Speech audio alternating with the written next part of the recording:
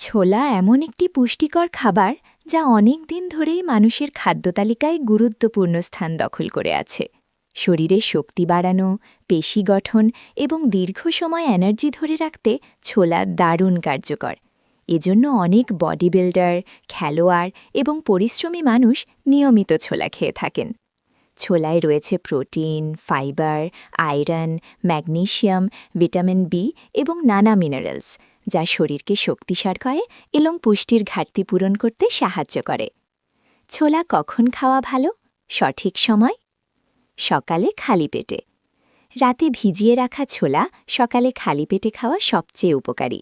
এতে শরীর সহজে পুষ্টি শোষণ করতে পারে এবং দীর্ঘক্ষণ শক্তি দেয়। নাস্তা হিসেবে দুপুর বা বিকেলের নাস্তায় সেদ্ধ ছোলা খাওয়া যেতে পারে। এতে ক্ষুধা কমে এবং শরীর এনার্জি পায়। ব্যায়ামের আগে বা পরে।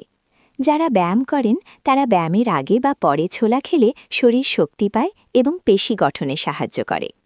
সতর্কতা: ছোলা খাওয়ার পর অন্তত ৩০ মিনিট থেকে ১ ঘন্টা অন্য ভারী খাবার না খাওয়াই ভালো। ছোলা কিভাবে খাওয়া সবচেয়ে ভালো?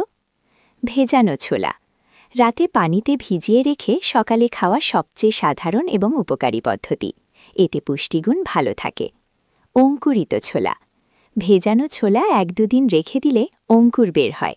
তখন এতে ভিটামিন ও এনজাইম আরও বেড়ে যায়, তবে পরিষ্কারভাবে তৈরি করা জরুরি।